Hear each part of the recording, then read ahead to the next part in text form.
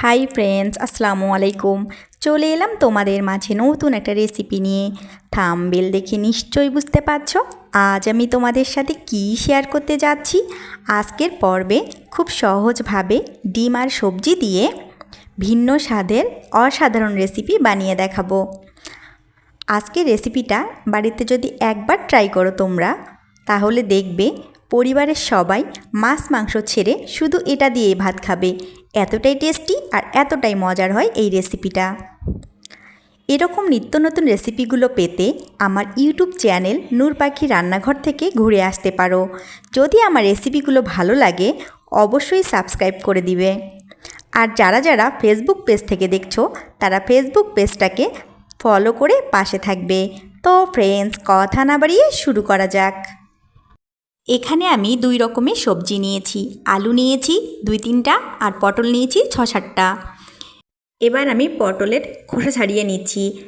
দেখো আমি কিভাবে নিচ্ছি, একটু একটু নীল আবরণ আমি রেখে দিচ্ছি। এভাবে আমি সবগুলো আলু পটল খোসা ছাড়িয়ে নেব। দেখো আমার সবগুলো নেওয়া হয়ে গেছে। এবার আমি পুরু করে কেটে নেব। যখন আমার সবগুলো পটল কাটা হয়ে যাবে, সবজিগুলোকে পানি দিয়ে খুব ভালোভাবে ধুয়ে নিচ্ছি। আর ডিম আর সবজি যেহেতু আমি একসঙ্গে রান্না করব, তাই আমি আগে থেকেই ডিমগুলো সিদ্ধ করে নিয়েছিলাম। এবার ডিমের খোসাগুলো ছাড়িয়ে নিচ্ছি। এবার ডিমের উপর সামান্য পরিমাণ লবণ আর হলুদ মাখিয়ে নিচ্ছি। এই ডিমটাকে আমি ফ্রাই করে নিব। ঠিক একইভাবে পটল আলুর উপরে আমি 1/2 চামচ লবণ আর হাফ চামচ হলুদ দিয়ে দিচ্ছি। এবার লবণ হলুদ খুব ভালোভাবে মাখিয়ে নেব, কারণ ডিমের মতো আমি পটল আলুটাকেও তেলে ভেজে নেব।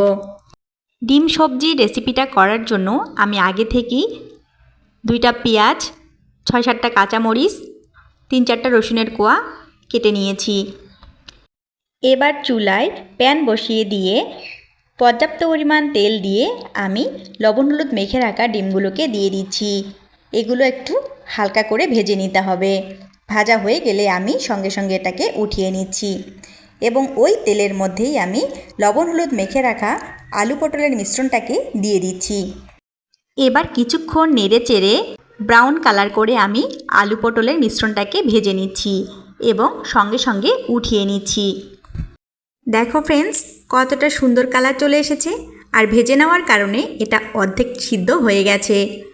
এবার আমি ওই তেলের মধ্যেই রান্নাটা পুরো কমপ্লিট করে ফেলবো। তেলের মধ্যে আমি পেঁয়াজ কুচি দিয়ে দিচ্ছি। পেঁয়াজগুলো যখন একটু হালকা ব্রাউন হয়ে আসবে, তখন আমি কেটে রাখা মরিচ এবং রসুনের টুকরোগুলো দিয়ে দিচ্ছি। যখন রসুন, পেঁয়াজ, মরিচ আরও একটু ব্রাউন হয়ে যাবে, তখন সামান্য পরিমাণ পানি দিয়ে একটু কষিয়ে নিচ্ছি, যাতে মশলাটা পুড়ে না যায়। যখন এভাবে কষা হয়ে যাবে, এর মধ্যে আমি লবণ হলুদ অ্যাড করব। 1 চা চামচ লবণ আর 1/2 চা চামচ হলুদ দিচ্ছি, কারণ আমি কিন্তু আগেই এখানে লবণ হলুদ অ্যাড করেছিলাম, তাই পরিমাণ বুঝেই লবণ হলুদটা দিতে হবে। এখন একটু ভালোভাবে কষিয়ে নিয়ে ভেজে রাখা সবজিগুলো আমি এর মধ্যে অ্যাড করে দিচ্ছি।